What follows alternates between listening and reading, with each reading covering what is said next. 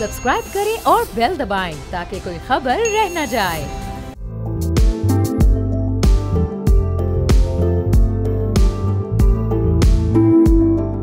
अस्सलाम वालेकुम, मैं अमरबाब जहांगीर। आप देख रहे हैं प्रोग्राम व्यापार। पाकिस्तान की साहिली पट्टी 650 मील या 1046 किलोमीटर तवील है जो सिंध और बलूचिस्तान के साहिलों पर मुश्तमिल है।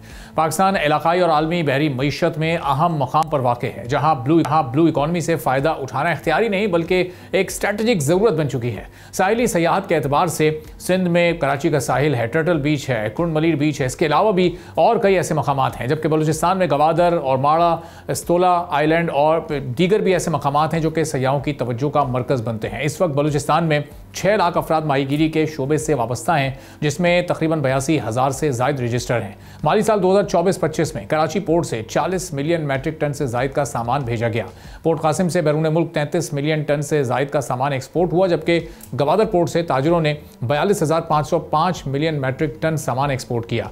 अब फिशरीज की जो सालाना एक्सपोर्ट्स हैं वो $319 मिलियन के करीब पहुँच गई हैं। शिप रिसाइकलिंग सेक्टर ने $221 मिलियन से जायद की आमदनी हासिल की है। बेहतरीन समुद्री वसाइल होने के बावजूद फिशिंग और एक्वाकल्चर मुल्की GDP के 0.5% से भी कम हिस्सा डालते हैं। बजट में माली साल 2025-26 के लिए अहम मंसूबों में पोर्ट इंफ्रास्ट्रक्चर की मॉडर्नाइजेशन, गवादर में ब्लू इकॉनमी सेंटर को फाल करना और PNSE के बेड़े की तोसी भी शामिल है।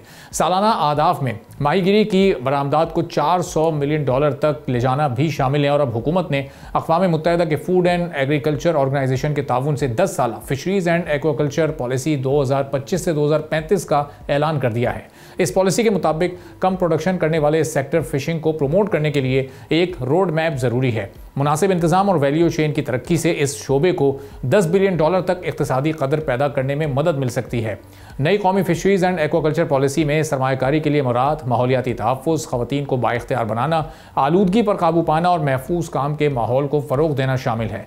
आबी काश्तकारी की तरक्की, पॉलिसी पर अमल दरामद का फ्रेमवर्क, माहीगीरी के शोबे में लॉन्ग टर्म ग्रोथ को यकीनी बनाना भी अब नागुज़ीर हो चुका है। लेकिन जो मशल है ब्लू इकॉनमी का, क्या उसके हिसाब से हमारी फिशरीज़ की एक्सपोर्ट्स और प्रोडक्शन हैं या नहीं, और इसको बढ़ाने के लिए क्या क्या इक़दामात इस वक्त उठाए जा सकते हैं, कैसे इस पोटेंशियल को मैक्सिमम यूटिलाइज़ किया जा सकता है, इस पर हम बात करेंगे। फैसल इफ्तिखार साहब साबिक चेयरमैन है पाकिस्तान फिशिंग एक्सपोर्ट एसोसिएशन के, हमारे साथ मौजूद हैं।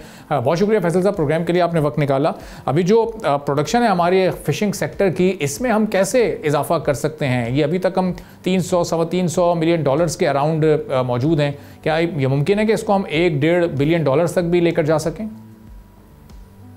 नहीं, देखें, इस सारी चीज़ को समझना बड़ा ज़रूरी है कि यस, इस वक्त हम तकरीबन नहीं, इस लास्ट जो डाटा आया उसमें हम 490 मिलियन तक पहुंचे हैं और आज तक हम 500 मिलियन तक नहीं पहुंच सके। और इसकी सबसे बड़ी वजह यह है कि हमारे जो सी फूड के स्टॉक्स हैं वो डिप्लीट हो चुके हैं। और एक बड़ी एक्सटेंसिव रिपोर्ट शाया हुई थी, बड़ी रिसर्च के बाद, 10 साल रिसर्च के बाद, जिसको स्टॉक असेसमेंट रिपोर्ट कहते हैं हमारी, और उसके पता लगा था कि हमारे समुंदर के अंदर 80% हमारे स्टॉक्स डिप्लीट हो चुके हैं। और ये सिर्फ पाकिस्तान में नहीं हुआ, ये पूरी दुनिया में यही हुआ है कि ओवर फिशिंग की वजह से स्टॉक्स डिप्लीट हो गए। उसको बाकी दुनिया ने कवर किया है विद एक्वाकल्चर। तो अगर हम आगे जाना चाहते हैं तो हमारे पास मौजूदा स्टॉक ऐसे नहीं है जो हमें ये 1 बिलियन या 1.5 बिलियन के टारगेट्स को हम अचीव कर सकें। हमें उसके लिए हमें फार्मिंग की तरफ जाना पड़ेगा, एक्वाकल्चर की तरफ जाना पड़ेगा, और यही एक ख़ास डायरेक्शन है जिस पे अगर हम फोकस होकर चलेंगे तो ही हम अपने एक्सपोर्ट्स को अचीव कर सकते हैं जो टारगेट्स हम सोच रहे हैं। तो फैसल साहब, ये एक्वाकल्चर में फिर इन्वेस्टमेंट का इस वक्त जो इशू आएगा वो प्राइवेट सेक्टर से कितना इंटरेस्ट या कितनी इन्वेस्टमेंट दरकार होगी, और इसमें फिर गवर्नमेंट क्या किस तरह से हेल्प आउट कर सकती है इस सेक्टर को? देखें, ये बड़ा इंपॉर्टेंट सवाल है कि प्राइवेट सेक्टर, यस, देखें, कोस्टल बेल्ट सिंध और बलूचिस्तान के पास है, और इस कोस्टल बेल्ट पे सबसे बड़ा मसला जो इस वक्त दरकार मसला आ रहा है वो ये है कि लैंड ओनरशिप का। इन दोनों प्रोविंसेस में जो लैंड है वो उसकी ओनरशिप के जो प्रोसीजर्स हैं, जो इस वक्त डॉक्यूमेंटेशन है, वो बड़ा एक सवेयर मसला है, सिंध में खास तौर पे और बलूचिस्तान में भी। तो इस वजह से इस सेक्टर के अंदर जो नहीं हो सके, जिस स्पीड से होना चाहिए तरक्की नहीं हो पा रही। इसकी जो लैंड की अवेलेबिलिटी है और लैंड की जो डॉक्यूमेंटेशन है वो सही नहीं है, जो मरीन के साथ साथ है। दूसरी तरफ अगर आप देखेंगे कि लास्ट ईयर पंजाब गवर्नमेंट ने एक बहुत ही ज़बरदस्त पायलट प्रोजेक्ट किया था और नवंबर में उन्होंने 3 महीने के अंदर उन्होंने 120 टन झींगा ग्रो किया था और वो 15 दिन के अंदर एक्सपोर्ट हो गया। तो ये पाकिस्तान की हिस्ट्री में पहली दफा एक ही क्रॉप इतनी बड़ी जो एक्सपोर्ट हुई है वो उसका एक था। वो अपनी स्लाइन बेल्ट को कन्वर्ट कर रहे हैं, जो मुजफ्फरगढ़, मुल्तान, रहीमिया खान, भावलपुर और सरगोदा के इलाके में जो स्लाइन बेल्ट है, जहाँ का सब सॉइल वाटर स्लाइन हो चुका है, वहाँ पे वो ये प्रोजेक्ट उन्होंने किया और ये बड़ा सक्सेसफुल उन्होंने इसको किया था, जिसकी वजह से ये अब होप नजर आ रही है कि गवर्नमेंट जरा कोई फोकस हुई है। और of all the people, Punjab की गवर्नमेंट, जहाँ पे हम सोच भी नहीं रहे थे कि स्लाइन बेल्ट को वो इस तरीके से करेंगे, और अब एक बहुत बड़ा प्रोजेक्ट वो लेके आ रहे हैं जिसमें 5000 एकड़ में वो पॉन्ड्स तैयार करके विद ऑल दी इक्विपमेंट वो फार्मर्स को देंगे ताकि वो श्रिम्प फार्मिंग कर सकें। तो ये एक गवर्नमेंट की तरफ से इंसेंटिव आया है और यही सिंध और बलूचिस्तान को करना पड़ेगा कि उनको क्लस्टर डेवलपमेंट करनी पड़ेगी। कुछ अर्सा पहले प्राइम मिनिस्टर ने एक फोकस टीम बनाई थी on how to go about it. तो उसमें प्राइम मिनिस्टर ने फिर इंस्ट्रक्शंस दी थी कि आप फौरन ये क्लस्टर्स डेवलप करें और मुझे उसके बारे में आप फिर बताएं। तो ये इसमें प्रोविंसेस थोड़ी सी सिंध और बलूचिस्तान की स्लो हैं। बलूचिस्तान ने फिर भी एक एरिया को एयर मार्क कर लिया है और अपनी फिशिंग पॉलिसी भी बना ली है, बट प्रोविंसेस को ये करना पड़ेगा कि कुछ एरियाज डिफाइन करने पड़ेंगे और श्रिम्प फार्मिंग क्लस्टर्स को डेवलप करना पड़ेगा। प्राइवेट सेक्टर में बहुत बड़ा इंटरेस्ट है इस वक्त कि वो अगर लैंड अवेलेबल हो और उनको प्रॉपर एरियाज डिफाइन हो जाएं तो वो वहाँ पे इन्वेस्ट करने को तैयार हैं। अलकरम एक बहुत बड़ा प्रोजेक्ट लेके आया हुआ है, उनका धाबे जी एक्वा फार्म्स हैं जहाँ पे वो ऑलरेडी उन्होंने शुरू कर दिया है कराची के पास ही, और वो 300 एकर्स पे श्रिम्प फार्म डेवलप करने जा रहे हैं, जिसमें से उन्होंने अभी पायलट प्रोजेक्ट उनका इस साल बड़ा सक्सेसफुली रन हो रहा है। तो प्राइवेट सेक्टर इज मोटिवेटेड, लेकिन जमीनों की इश्यूज की वजह से सिंध और बलूचिस्तान में चीज स्पीड अप नहीं हो पा रही। सही। तो फैसल साहब, अगर ये समंदर में जो मौजूद रिजर्व्स हैं, अगर उनको डिप्लीट होने से बचाना है या उसकी वजूहात में जाना है, तो उससे वहाँ पर भी काम हो सकता है, चूँकि प्राइवेट सेक्टर के लिए यहाँ लैंड के इशूज़ हैं और ज़ाहिर है ये मौजूद रहेंगे। तो इसके ऑल्टरनेट के तौर पे वो जो डिप्लीट होते रिजर्व्स हैं, क्या उनको सेव किया जा सकता है या वो अब चीज़ कंट्रोल से बाहर हो चुकी है? जी नहीं, देखें, स्टॉक्स को तो बचाया जा सकता है कि इलीगल नेट्स हमारे यूज़ हो रहे हैं और बहुत सारे इश्यूज हैं जिसमें इलीगल नेट सबसे ऊपर है। और हमारी जो फ्लीट है, देखें, वो जो स्टॉक असेसमेंट रिपोर्ट आप जब पढ़ेंगे तो उसमें ये लिखा हुआ है कि हमें 50% अपनी फ्लीट को खत्म करना है। जिस तरह कराची फिश हार्बर पे अगर आप रिसेंटली गए हो तो वो 400 बोट्स के लिए डिजाइन हुआ था, वहां पे अब 2,500 से 3,000 बोट्स पार्क्ड हैं। तो उसकी वजह से जो है ना, हमने ओवर फिशिंग कर रहे हैं और जो हमारा नेट है, जो उसकी जो कॉर्ड एंड कहते हैं, जो उसकी पूंछ होती है, वो इतना छोटा उसका मैश साइज है कि उसे बॉल पॉइंट नहीं गुजर सकता। अच्छा। तो ये सारी चीजें हैं जो नेचुरली हमें सी को तो बचाना ही है, मगर उसके साथ साथ अगर ये जो फिशरमैन हैं इनको आपने अल्टरनेट रोजगार तो देना है। अगर आप 50% फ्लीट डिप्लीट कर देंगे, खत्म कर देंगे, तो उस फिशरमैन की कम्युनिटी को सपोर्ट करने के लिए आपको उनको ऑन लैंड लाना पड़ेगा। हर बोट के बदले उनको आप कुछ एकड़ जमीन दें।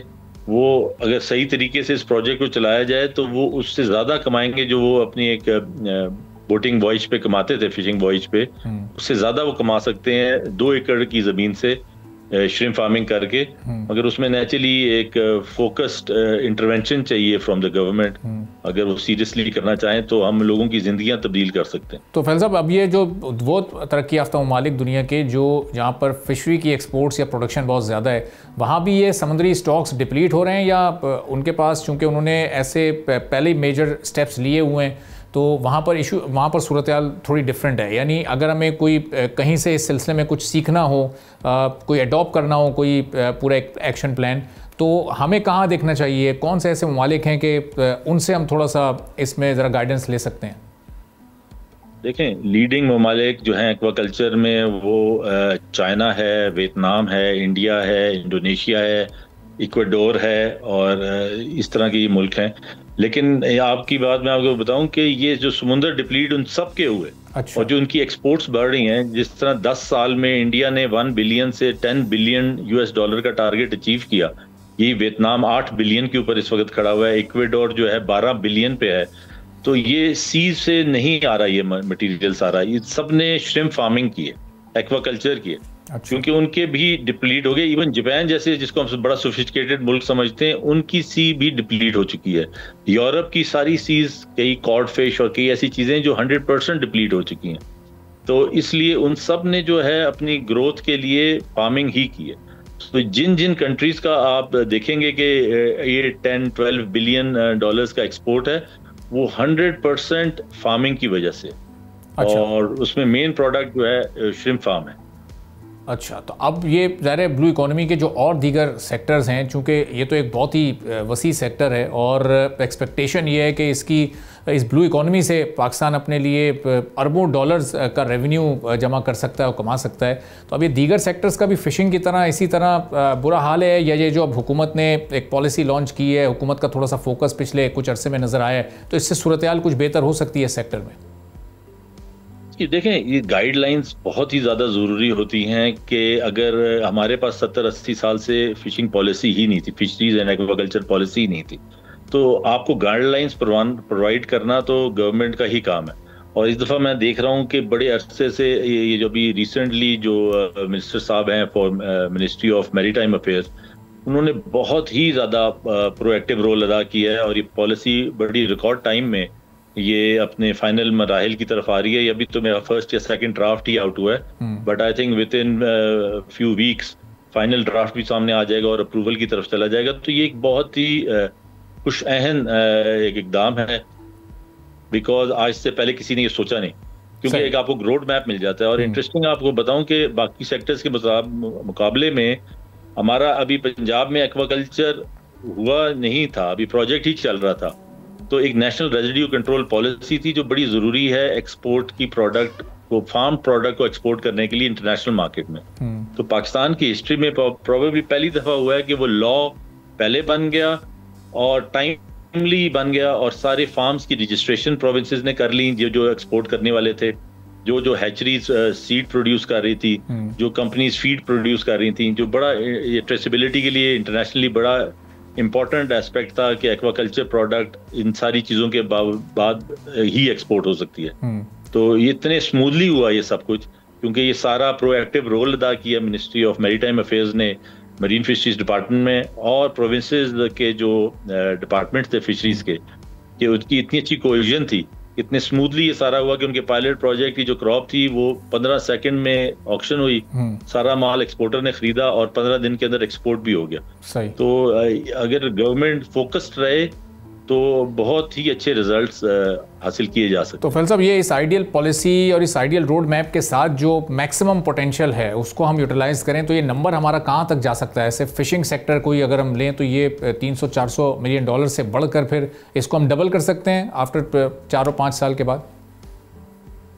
देखें, ये जो मैं आपको बड़े इंटरेस्टिंग बात बताऊं, जो पंजाब ने जो ये एक्टिविटी शुरू की है श्रिम्प फार्मिंग के लिहाज से, और उसमें जो ये अभी 4000 एकड़ पे पॉन्ड्स बना के फार्मर्स को दे रहे हैं, तो मैं समझता हूं कि अगर ये with in the next 2 years ये सारे फार्म्स अगर एक्टिवेट हो गए तो हम $2 बिलियन की क्रॉप पंजाब से लेंगे। और Punjab has the potential to become the epicentre of fisheries exports. और ये बहुत बड़ी बात है कि पंजाब से फिशरी की एक्सपोर्ट होगी जब समुंदर, सिंध और बलूचिस्तान में है। तो ये बहुत बड़ा एक कदम है। दो उसके अंदर उन्होंने एक बहुत बड़ा एक नेगेटिव एक एस्पेक्ट है जिसको उनको एड्रेस करना पड़ेगा, लेकिन यह है कि पंजाब हैज़ द पोटेंशियल कि अगले 2 या 3 सालों में हम 2 बिलियन की एक्सपोर्टेबल प्रोडक्ट पंजाब से ले सकते हैं। ठीक है, थैंक यू सो मच। बहुत बहुत शुक्रिया फैसल साहब, साबिक chairman Pakistan fishing exporter association हमारे साथ मौजूद थे। गुफ्तगू आपने सुनी। एक ब्रेक लेते हैं, ब्रेक के बाद वापस आएंगे, एक और अहम मौजू पर बात करेंगे।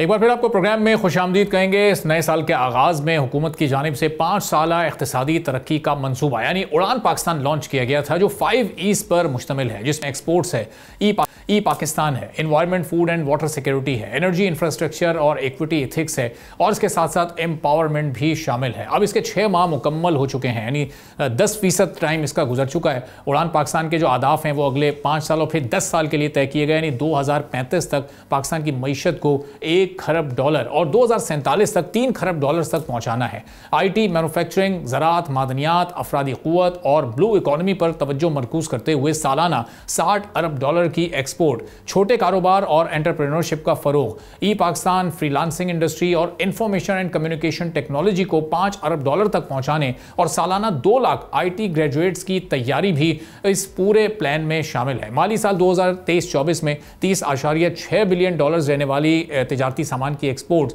माली साल 2024-25 में 4.67% के इजाफे के बाद अब $32.1 बिलियन तक पहुंची हैं, जबकि पिछले साल $54.7 बिलियन रहने वाली इंपोर्ट्स तेजी से बढ़ी हैं, जो कि माली साल 2025 में 6.5% के इजाफे के साथ अब $58.3 बिलियन की हो गई हैं। तो एक्सपोर्ट्स में कमी हुई है थोड़ी सी एज कंपेयर टू इंपोर्ट्स, और जो इंपोर्ट्स में इजाफा हुआ है इसकी वजह से माली साल 2025 ट्रेड डेफिसिट पिछले साल के $24 बिलियन से बढ़कर 9% के इजाफे से $26 बिलियन हो गया है, और IT जो एक्सपोर्ट्स हैं उसमें 23.7% इजाफे के बाद अब $2.8 अरब तक ये पहुंची हैं। फ्रीलांसर्स के लिए ई-कॉमर्स विद होल्डिंग टैक्स लगाया गया ताकि डॉक्यूमेंटेशन को बढ़ाया जा सके। 2025 के पहले 3 महीनों में 25% से ज़ायद सोलर एनर्जी इस्तेमाल के बाद पाकिस्तान उन चंद ममालिक में शामिल हो गया जो अपनी मंथली बिजली की ज़रूरत का क्वार्टर इस सूरज से हासिल करने लगे हैं। मुल्क में जो गंदम की पैदावार है उसको बेहतर होने से इंपोर्ट बिल्कुल सिफर रही है, और $1 अरब की बचत भी इस सिलसिले में हुई है। रीन्यूएबल एनर्जी ने कौमी ग्रिड में 28% का इजाफा किया। महंगाई बढ़ने की शरह जो 26% को छू रही थी माली साल 2025 में वो कम होकर 4.7 पर पहुंची। जो इंटरेस्ट रेट है वो 22% पर था, स्टेट बैंक ने उसको भी आधा कर दिया, मरहलावार वो 11% तक पहुंचाया जा चुका है, जिससे कर्ज की लागत कम हुई है। मुल्क में जो फीकस आमदनी है वो 6% के इजाफे से अब $1824 तक पहुंच चुकी है, और FBR ने 25% से ज़ायद $9.1 ट्रिलियन का टैक्स वसूल किया है। नए बजट में 8.2 ट्रिलियन सूद की अदायगी और सिर्फ 1 ट्रिलियन PSDP के लिए रखे गए हैं। ग्रोथ रेट 4.2% इस साल का मुकर्रर किया गया, और टैक्स टू GDP 14% मुकर्रर किया गया। अब इन तमाम आदाद शुमार को देखते हुए उड़ान के आदाफ की तरफ जो सफ़र है इस वक्त हमारी इकॉनमी का वो कितना दुरुस्त है और इसमें मज़ीद कितनी तेज़ी की ज़रूरत है, इस पर हम गुफ्तगू करेंगे। मिर्ज़ा इख्तियार बेग साहब मेंबर हैं फाइनेंस कमेटी के, मारूफ सनतकार भी हैं। बहुत शुक्रिया मिर्ज़ा साहब, प्रोग्राम के लिए आपने वक्त निकाला। अभी जो आदाफ हैं उड़ान पाकिस्तान के 6 माह गुजरने के बाद आपका तजुर्बा और आपका तज्जिया क्या कहता है? ये सफ़र बिल्कुल दुरुस्त सिमत में गामज़न है या अभी इसमें मज़ीद कुछ मेजर्स लेने की ज़रूरत है? देखिए, उड़ान पाकिस्तान एक लॉन्ग टर्म प्रोग्राम था 10 साल, और उसमें हमने पहले 5 साल के कुछ हदायफ रखे थे। इसमें सबसे इम्पोर्टेंट जो हमारा हदफ था वो $60 बिलियन की एक्सपोर्ट टारगेट का था, और उड़ान पाकिस्तान का जो जर्नल थ्रस्ट है, जोर जिसको कहते हैं आप, वो एक्सपोर्ट की इन्हेंसमेंट है। और इसके साथ साथ एक्सपोर्ट बढ़ाने के लिए उन्होंने एक कम्प्रीहेंसिव स्ट्रेटजी डिवाइस की थी, जिसमें प्रोडक्ट बेस, मार्केट बेस को बढ़ाना है, जिसमें हमने टेक्नोलॉजी अपग्रेडेशन करनी है। एक्सपोर्ट्स को बढ़ाने के लिए हमने टैरिफ जो पावर कैप से ग्रेजुअली कम करना है, और मार्कअप जैसे अभी आपने कहा कि ऑलरेडी 23% से 11% हो गए और उम्मीद है 10% हो जाएंगे। बहरहाल सिंगल डिजिट मार्कअप जो है वो उड़ान पाकिस्तान का एक जुज है जिससे वो एक्सपोर्ट टारगेट हासिल किए जा सकते हैं। लेकिन एक्सपोर्ट टारगेट के साथ साथ IT सेक्टर पे बड़ा जोर दिया गया है। IT इस वक्त हमारी तकरीबन $3 बिलियन, $2.9 बिलियन तक पहुंच चुकी है, और हमने टारगेट $4 बिलियन का रखा है इंशाल्लाह। लेकिन IT के साथ साथ हमने IT ग्रेजुएट्स भी निकालने हैं को 2 लाख के करीब, और उसमें आर्टिफिशियल इंटेलिजेंस जो है वो मेन जो है फोकस है। तो ये सब चीज़ें देखते हुए अगर आपके सवाल का मैं जवाब दूं कि पहले 6 महीने में तो हमें कोई इतना ज़्यादा अचीवमेंट नज़र नहीं आता, लेकिन अगर हम एक्सपेक्ट करें कि 6 महीने में हदायफ हमारे हासिल होने शुरू हो जाएंगे तो हमारी भी वो एक गलत सोच है। अभी हमने जो रिफॉर्म्स करनी है उसमें 2 रिफॉर्म्स बहुत ज़रूरी थी।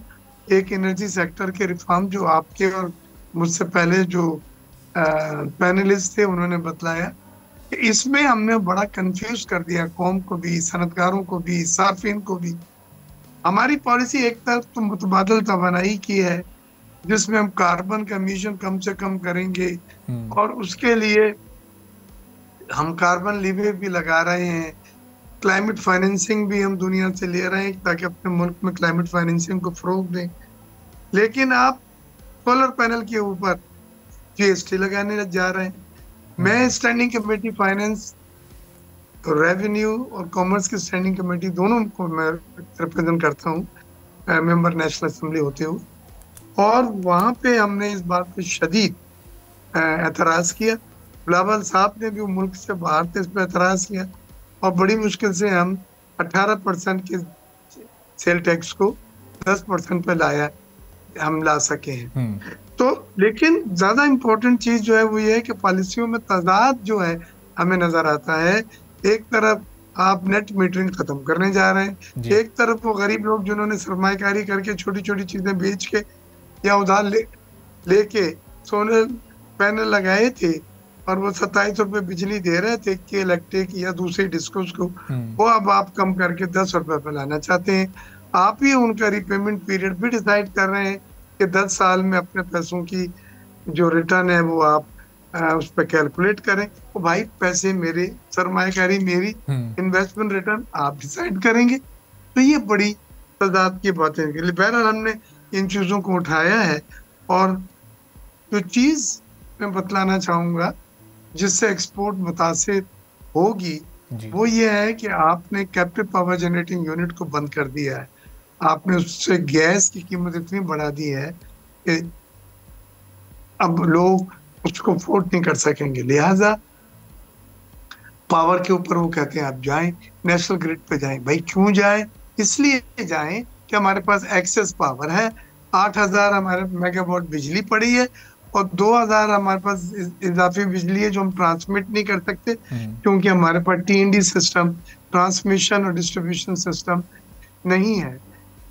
तो ओ भाई आपके गलत प्लानिंग या आपके सिस्टम ऑगमेंटेशन नहीं किया तो इसके माने है कि वो आपका बच्चा, आपकी जो पैदा की हुई बिजली है कैप्टिव पावर वाले खरीदे।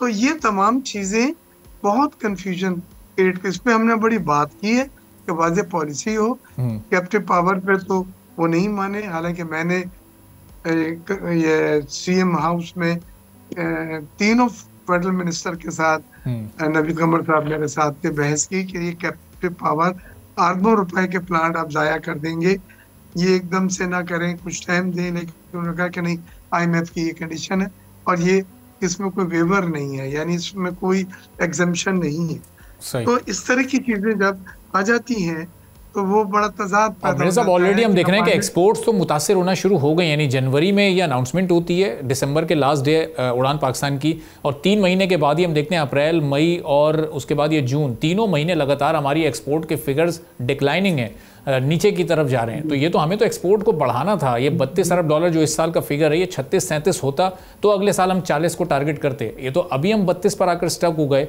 अगले 4-4.5 साल में कैसे 60 अरब डॉलर को टच कर सकेंगे? देखिए, आप export industries, export led growth पे जा सकते हैं, बाकी सब मॉडल आप छोड़ दें। अगर तरक्की सस्टेनेबल है, और वो तरक्की जो अरबाब जहांगीर साहब एक्सपोर्ट लेड ग्रोथ है, एक्सपोर्ट लेड ग्रोथ में आपको ये करना है कि अपनी पूरी पॉलिसी ज़्यादा से ज़्यादा एक्सपोर्ट करने पे आप मजकूर करें। उसमें IT की भी एक्सपोर्ट हो, चावल की एक्सपोर्ट $4 बिलियन पहुंच गई है। वाह वाह, बहुत बड़ी बात है कि इंडिया जैसे जेंट्स के होते हुए हमने $4 बिलियन की एक्सपोर्ट जो है वो चावल की हासिल कर रही है। IT $3 बिलियन हो गई है, ये भी एक बड़ी खुशाइन बात है। लेकिन टेक्सटाइल की एक्सपोर्ट इतनी नहीं बढ़ी है जो हमारा कमाऊ पूत है, जो क्योंकि टेक्सटाइल में कॉटन की फसल आपकी जो 13 मिलियन बेल होती थी, इस साल 5 मिलियन बेल हुई।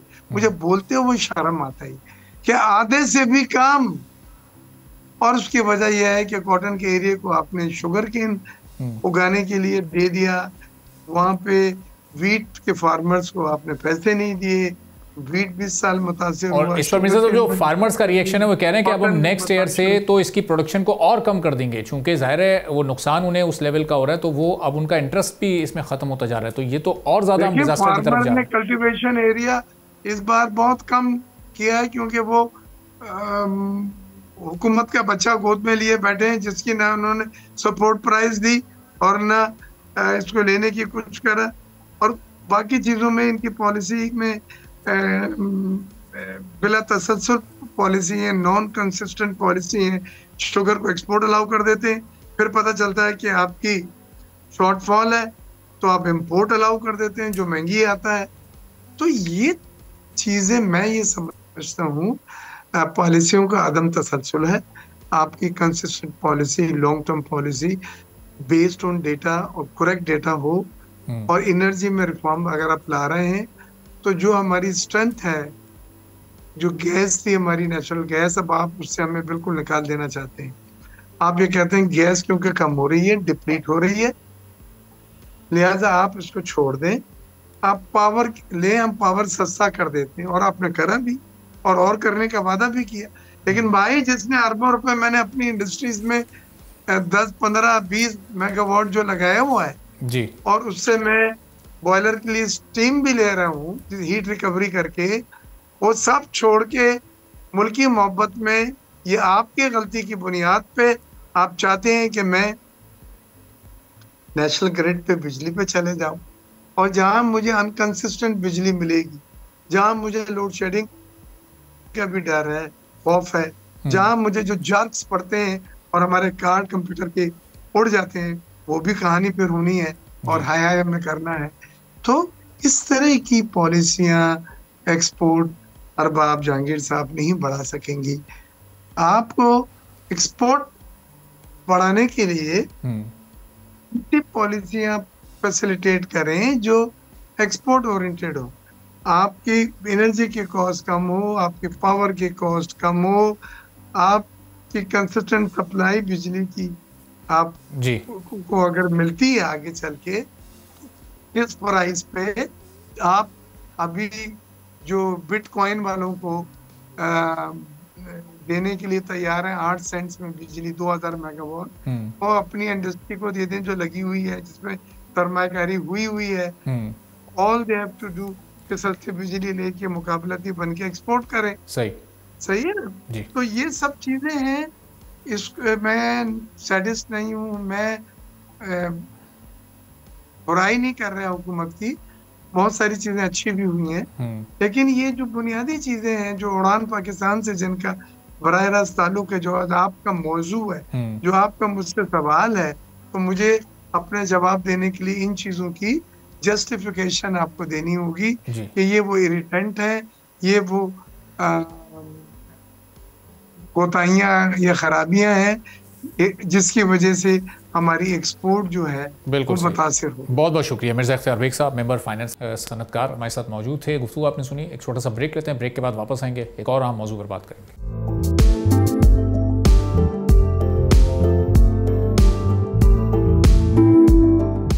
एक बार फिर आपको प्रोग्राम में खुशामदीद कहेंगे। वफाकी हुकूमत ने बजट में ई कॉमर्स या ऑनलाइन कारोबार करने वालों को भी टैक्स नेट में लाने का फैसला किया है। वो अफराद या कंपनीज जो ऑनलाइन प्लेटफॉर्म्स के जरिए अशिया या अपनी सर्विसेज फरोख्त करते हैं, उन पर अब टैक्स लगाया जाएगा। लेकिन ई कॉमर्स सेक्टर पर कितना टैक्स लगाया जाएगा, इस बात पर अभी तक एक उलझन सी बरकरार है। माली साल 2025-26 में ई कॉमर्स पर टैक्स के नए निज़ाम से लोकल और इंटरनेशनल कंपनीज के लिए गैर यकीनी सूरत हाल पैदा हो गई है, और सभी इस बात के मुंतज़िर हैं कि ई कॉमर्स सेक्टर पर टैक्स में तब्दीलियां कैसी होंगी। एफबीआर ने 8 बड़े ई कॉमर्स प्लेटफॉर्म्स की निशानदेही जरूर की है, जिसमें फेसबुक है, एप्पल है, गूगल है, अलीबाबा एक्सप्रेस है, नेटफ्लिक्स है, और इस जैसे इंटरनेशनल इदारे, और फिर दराज, OLX, ज़मीन और पाक व्हील जैसे जो लोकल ई कॉमर्स कंपनीज हैं, उनकी कुल ट्रांजैक्शन वैल्यू 317 अरब रुपए से ज़्यादा है। तो नए माली साल में इनकम टैक्स में सेल्स और दीगर लेवीज पर 18% टैक्स लगाया गया है, जबकि ई कॉमर्स कारोबारी अफराद को अपनी माहाना ट्रांजैक्शंस का मुकम्मल data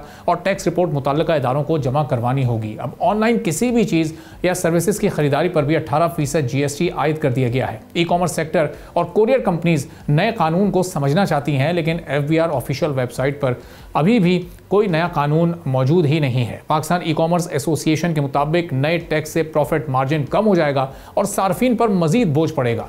Pakistan e commerce association ने चीन स्टोर एसोसिएशन ऑफ पाकिस्तान के साथ मिलकर सोशल मीडिया और ऑफिशियल चैनल्स के जरिए एहतजाज जारी रखने का मंसूबा बनाया है और इन इक़दामात में कारोबारी ख़वातीन को रजिस्ट्रेशन ना करने की सहूलत दी गई है। लेकिन कारोबारी ख़वातीन भी गैर वाज़ेह सूरत हाल से इस वक्त परेशान नजर आ रही हैं। कोरियर कंपनीज़ की जानिब से ई कॉमर्स सेक्टर को डिलीवरी सर्विसेज जारी रखने के लिए रजिस्ट्रेशन कराने का मुफीद मशवरा दे रही हैं, जबकि FBR के मुताबिक इससे कंपनीज़ की रजिस्ट्रेशन यकीनी बनाना और टैक्स वसूली को मजीद बेहतर करना है। सार्फिन को धोखाधड़ी से बचाने के लिए तमाम कारोबारी कंपनीज को ई कॉमर्स रेगुलेशंस पर अमल करना ज़रूरी है, जबकि नए कवानीन के तहत गैर रजिस्टर्ड कारोबार को कोरियर कंपनीज या ऑनलाइन मार्केट प्लेस के जरिए ऑर्डर पर सामान या सर्विसेज भेजने की इजाज़त नहीं होगी। तो इंडस्ट्री जो पिछले 5-6 साल में बहुत ग्रो कर चुकी थी, अब ये किन मुश्किल हालात से दो चार है और आगे इसका फ्यूचर क्या है, इस पर हम गुफ्तगू करेंगे। साकिब अजहर साहब जो ई कॉमर्स एक्सपर्ट हैं, CEO हैं, को फाउंडर हैं इनेबलर्स के, हमारे साथ मौजूद हैं। बहुत शुक्रिया साकिब साहब प्रोग्राम के लिए आपने वक्त निकाला।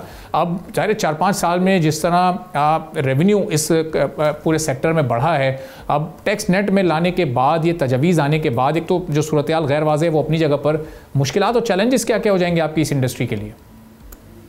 देखें, चैलेंजेस होंगे। पहले भी ये industry without any involvement of government खुद से ही ग्रो करती जा रही है 17% ईयर ऑन ईयर, और इस वक्त इसकी मार्केट का साइज़ $6 बिलियन तक है बेसिकली। असल में सबसे बड़ा मसला है कि कोई इसका लीडर है ही नहीं फ्रॉम गवर्नमेंट पर्सपेक्टिव। आप किसी, जैसे आपने कहा कि लोग कन्फ्यूजन का शिकार हैं कि किससे बात करनी है, ना कोई मिनिस्ट्री है, ना कोई एडवाइजरी है, ना कोई फोकस्ड ग्रुप है, ना किसी से जाके पूछ सकते हैं कि क्या है या क्या नहीं, वो बता ही नहीं रहा। तो असल में बस एक फ़ैसला किया गया और उसको रिटन में पब्लिश कर दिया गया, जिसकी कोई सेंस ही नहीं बनती, जिसकी वजह से आप देख भी रहे हैं कि इंटरनेशनल जो प्राइसेस हैं, जैसे टीमू है, अली एक्सप्रेस है, अली बाबा है, उसकी प्राइसेस पाकिस्तान में डबल ट्रिपल हो गई हैं। पहले पाकिस्तान में जब ये प्रोडक्ट्स बेचते थे तो वो बहुत चीप प्राइसेस में यहाँ पर चीज़ें आती थी, लेकिन अब गवर्नमेंट ने एक और टैक्स भी इन सब के साथ एक और भी लगाया जो आपने मेंशन की है। एडिशनली ये चीज़ है कि अगर आप पाकिस्तान में कोई प्रोडक्ट फ़ॉरेन कंट्री से शिप कर रहे हैं, जैसे टीमू कर रहा था, अली बाबा, अली एक्सप्रेस कर रहे थे, वो तो डिजिटल प्रेजेंस का भी 5% एक्स्ट्रा टैक्स देना पड़ेगा, विच मीन्स 18% अलग से टैक्स है, 5% अलग से टैक्स है, विद होल्डिंग अलग से टैक्स है, जो कि 2% बेसिकली ऐड किया गया। तो ये और इंटरनेशनल ट्रांजैक्शन पे अलग टैक्स है 14% वो अलग टैक्सेस हैं। तो वो ये सब कुछ मिलाकर आपको 40% से भी ऊपर टैक्स बेसिकली एक ट्रांजैक्शन पे चार्ज करेंगे। तो अब जाहिर बात है सेलर ने तो ये सारे पैसे अब फिर बायर से ही लेने हैं, तो क्योंकि वो खुद तो अब्जॉर्ब कर ही नहीं सकता, इतनी बड़ी मार्जिन होते ही नहीं है इस चीज़ में, तो इसलिए वो प्राइसेस इंक्रीज़ हो जाएंगे। इन्फ्लेशन ऑलरेडी है लोगों की, तो वो देख रहे हैं कि ये हो क्या रहा है, जिसे हम देख रहे हैं कि प्राइसेस 1000 वाली चीज़ जो है वो 5000 पे पहुंच चुकी है। This is how it's happening. So ये एक बड़ा अलमिया है जी। किसी भी ई कॉमर्स के लीडर से पाकिस्तान की जो गवर्नमेंट है उसने गवारा नहीं किया कि हम 5 मिनट तक इनसे बात ही कर लें, जो सब्जेक्ट मैटर एक्सपर्ट हैं, पिछले 10 सालों से लगे हुए हैं इस मुल्क में, उनसे बात ही कर ली जाए, हम करने जा रहे हैं। तो लोगों को सब्सिडाइज़ करना चाहिए था, इन्होंने सब्सिडाइज़ क्या करना था, ऊपर से ही इनकी गला पकड़ लिया। तो ये बड़ा अच्छा साकिब साहब, जो बहुत सारे कस्टमर्स हैं वो भी इस वक्त चूंकि उनको भी नहीं समझ आ रही है कि कौन सी चीज़ अब कितने की थी और कितने की मिलेगी, तो उनकी आसानी के लिए अगर कोई चीज़ 1000 रुपये की ऑनलाइन ख़रीदी जाती थी, तो अब ये सारे टैक्सेस मिलाने के बाद और डिलीवरी चार्जेस अगर उसमें हटा भी दें तो 14, 14.5, 1500 तक तो उसकी कीमत ही चली जाएगी, फिर डिलीवरी चार्जेस अलहदा से होंगे। ये सही है ये फिगर्स? बिल्कुल, मतलब बिल्कुल सही है, लेकिन इसमें सबसे बड़ा अलमिया क्या है कि जो अमीर शख्स है वो तो शायद अपने प्रॉफिट मार्जिन्स में ये सारी चीज़ें ऑब्जॉर्व कर ले और लोगों से चार्ज ना करे और अपनी प्राइस को इतना इंक्रीज़ ना करे, लेकिन जो छोटे छोटे स्टार्टअप्स हैं, जैसे एक घर में फ़ीमेल बैठी चीज़ बेच रही है, कोई बैठा है KPK में बैठा है, कोई बलोचिस्तान में बैठा है, वो तो अभी शुरू ही हुए थे, जो 2-3 लाख से कारोबार शुरू कर रहे थे, वो तो नहीं ऑब्जॉर्व कर सकते क्योंकि वो तो नहीं एक बहुत ही अमीर लोग, उन्होंने तो अभी स्टार्ट ही किया था, तो वो उन्होंने तो अपनी प्राइस को इंक्रीज करना ही पड़ेगा। तो असल में गरीब जो अगर 50 लाख जिसकी सेल है और जिसकी 50,000 सेल है, दोनों को ही एक जगह पे लाके इकट्ठा कर दिया कि सबका एक जैसा टैक्स है। अगर आप मलेशिया की एग्जांपल लें, मलेशिया ने 35 मिलियन रुपीस पाकिस्तान के लिहाज से जो भी उनकी करेंसी है, उन्होंने कहा है कि अगर आपकी 35 मिलियन रुपीस से कम सेल है तो आपको कोई टैक्स नहीं है, उससे ज्यादा सेल है तो टैक्स देना पड़ेगा। मींस वो न्यू स्टार्टअप्स को इनकरेज कर रहे हैं। दिस इज हाउ इंडिया में भी ऐसे ही है, लेकिन ये पाकिस्तान में अजीब सा रूल आया कि 1 लाख सेल है तो भी इतना टैक्स है, 1 करोड़ सेल है तो भी इतना टैक्स है। तो वो अमीर गरीब वाले में से जब जंग होगी तो अमीर ही जीतेगा, क्योंकि वो बर्दाश्त कर पाएगा अपनी प्राइस। अच्छा, ये तो ज़ाहिर है जो सेलर के इशूज़ है, चैलेंजेस हैं वो हैं। अब ये जो परचेज़र के इस वक्त इशूज़ होंगे, यानी परचेजिंग पावर उसकी कम हो जाएगी। 1,000 रुपये वाली चीज़ कोई भी शख्स 1,500 रुपये की क्यों खरीदेगा? वो जाकर फिजिकली जाकर किसी आउटलेट से नहीं ले लेगा अगर उसको वहाँ पर फिर वो सस्ती मिल रही हो और वो उतना GST उस पर ना लगा हुआ हो। तो ये जो परचेजिंग पावर है उसमें भी यकीनी तौर पर कमी आएगी।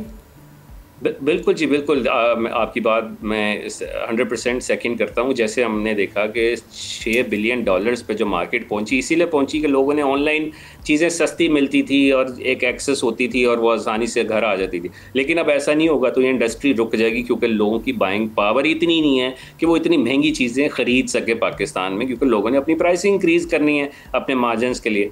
तो ये मैं कहूँगा कि एक बहुत ही अजीब सा स्टेप है। एक सोफिस्टिकेटेड वर्ड भी यूज़ किया जाए तो वो बहुत ही एक ऐसा स्टेप है जिससे ना कि पाकिस्तान की यूथ जो उड़ने जा रही थी उसको फ़ौरन से रुक जाएं।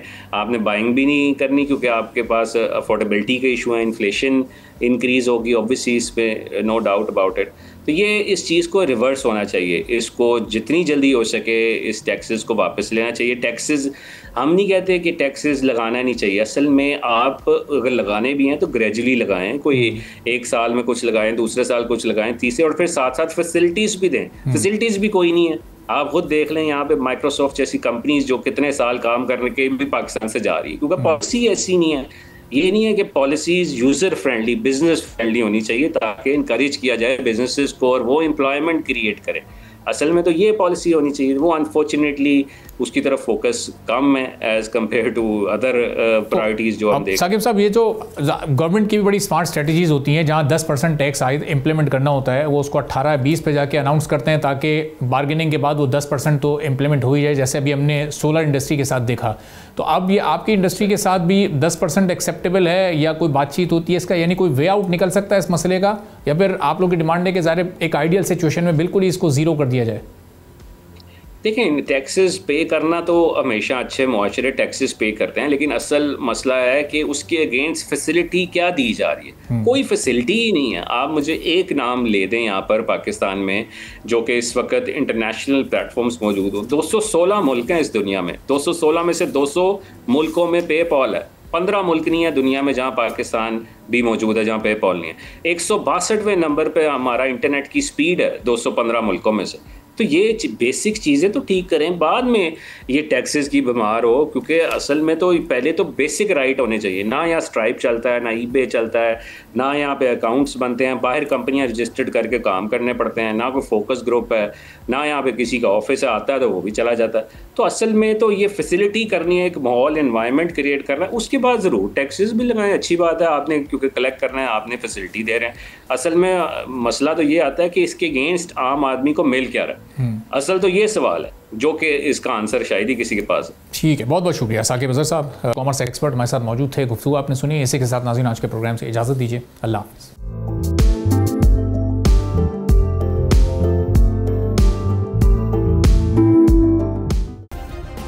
सब्सक्राइब करें और बेल दबाएं ताकि कोई खबर रह न जाए।